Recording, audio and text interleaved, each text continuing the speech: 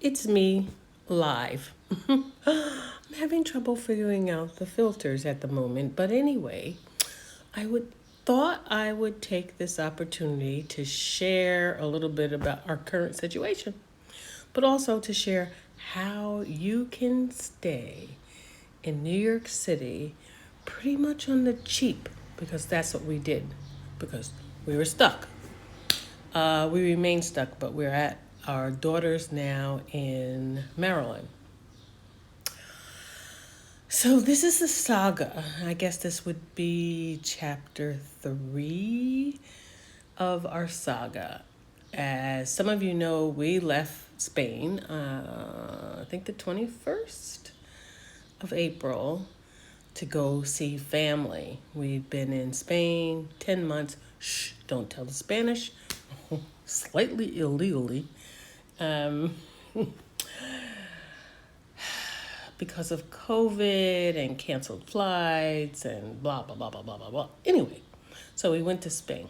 Um, we went to the US after being there for 10 months and scheduled to see our kids and friends and vaccinations and all that kind of good stuff.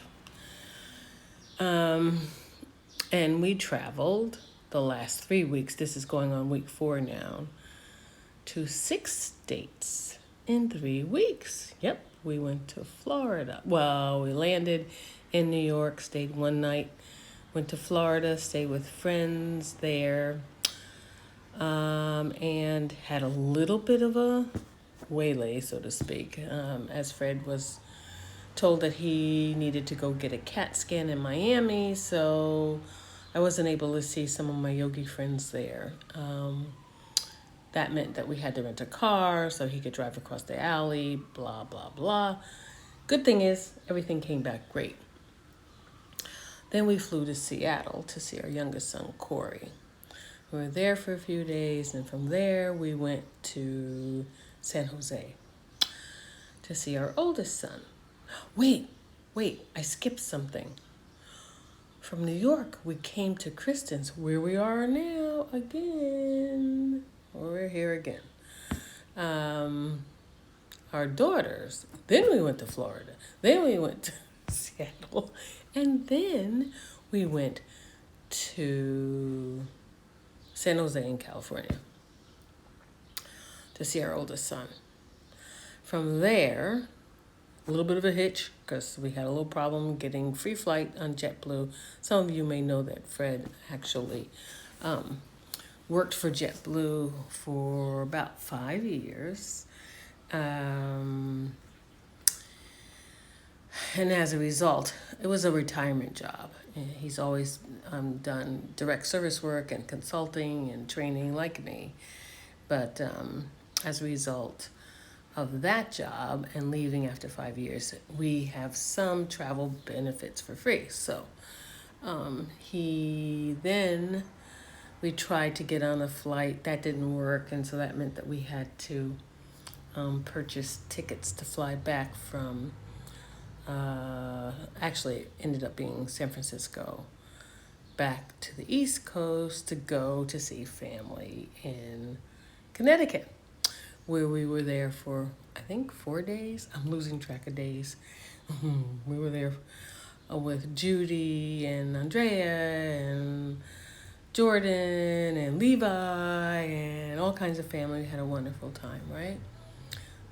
So we took the Metro North, very familiar, because we used to live in Connecticut, of course, back down to New York for a flight back. When we got there to JFK, we were told we couldn't fly. We were denied boarding, even after she checked with Madrid. By the way, we had checked with the consulate that we could return, but however, I don't know, whatever. Some things in Spain are just so arbitrary, it's hard to have some sense of, woo, excuse the noise out the window. It's arbitrary to figure out who makes the decisions or how they respond or whatever, but nonetheless, what happened was we were told after she sent all of our paperwork to Spain that we needed an additional note from the consulate. So we waited the weekend, chilled out in New York on the cheap, which I will talk about. Find yourself a really good, decent, well-known.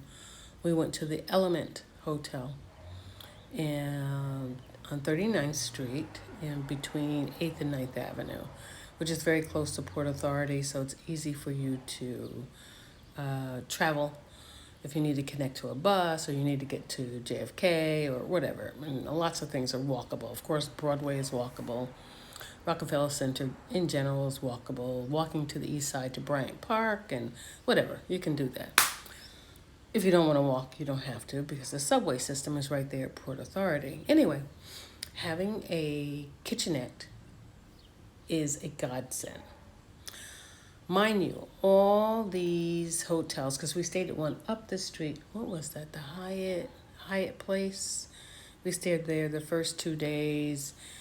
But all of them have, they didn't have a kitchenette, but all of them have sort of this contactless breakfast. Look for some sort of breakfast. Even if you don't like it, do what we did. We collected what they gave us if we didn't like it, and we bagged it every day. And when we were out and about, we gave it to the homeless. So we didn't throw it away. It doesn't go... it's something that becomes useful and you can feel good about it, right? So anyway, we stayed at the Element, which was quite nice. It had a full refrigerator, small, slender, sort of like the European size, and it had a 2-burner stove. It even had a dishwasher. We had to check and ask for all the accoutrements so that we could cook, right? Find yourself one of those because it'll save you a shitload of money. I'm not kidding you. I mean a shitload of money. We've always traveled this way, even with the boys when they were younger. Bring your own food, find ways to cut costs, but also find ways that you can enjoy inexpensively. So a lot of people might go to a 7-Eleven. That's a convenience store for those of you who don't know. Might go to a 7-Eleven or something like that and think that because you can see a salad or a sandwich or a soup or get a hot dog or I don't know, whatever you eat in a place like that, it's not necessarily fresh and it's not necessarily inexpensive. I saw a salad at a 7-Eleven that was like almost $8. I'm like, please, I mean, how many salads can you make for $8, right? So what you do is you find a Target, and they do exist in Manhattan. There is one on 34th Street between, I want to say that's 7th and Broadway, kind of across the street from Macy's. They have a small grocery area section, and at least they have fresh produce and, whatever else you might need. So we went there. And we got salad mix and some eggs and things that we needed fresh. And then if you walk 2 more blocks south to 30, what is that? 30, I want to say 32nd Street, between Broadway and 7th, there's a Jack's store. It's a little bit like a dollar store, Dollar Tree, Dollar General, for those of you in the States. And they have off-price things. You name it, they have a gabillion off-price things that you can purchase. And they have a frozen food section, a food section, and drinks and whatever. So there we were able to purchase name brand frozen things. Okay, frozen's a little below fresh, right? Plus you don't have so much room to cook. Maybe you don't even really want to cook that much, but nonetheless. We got some P.F. Chang dumplings and some, what was that brand? I can't remember. They have a number of organic frozen type entrees and things, and we purchased those and some oil. Anyway, it was enough for us to make sure that we had breakfast and dinner, or if we wanted to go out to dinner, we could, but we didn't. We really couldn't afford it. We were really there in hotels for a week, and in New York, that's definitely not cheap. I will say, I think it's because of COVID, hotel prices were very cheap. I don't know if they're going to stay that way or not, but they were like, the first hotel was $89 a night, so like kind of like unheard of. Didn't have a full kitchen. Second one, Element, was like $103 a night. Still for some might be expensive. Granted, I understand that.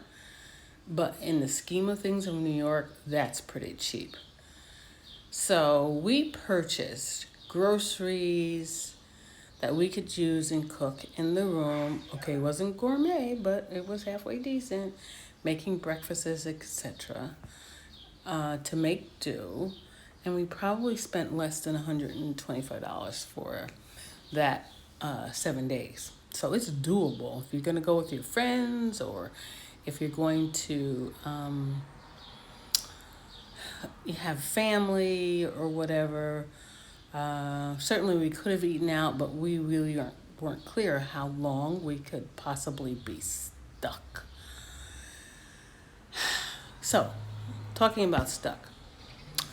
After that weekend, sort of backing up a little bit, that Monday I called, and listened to the recording in Spanish and English, which basically said they opened at 8:30, not at 9, which is, I called at 9. Anyway, went to the consulate, had to then be told that they can't give us information.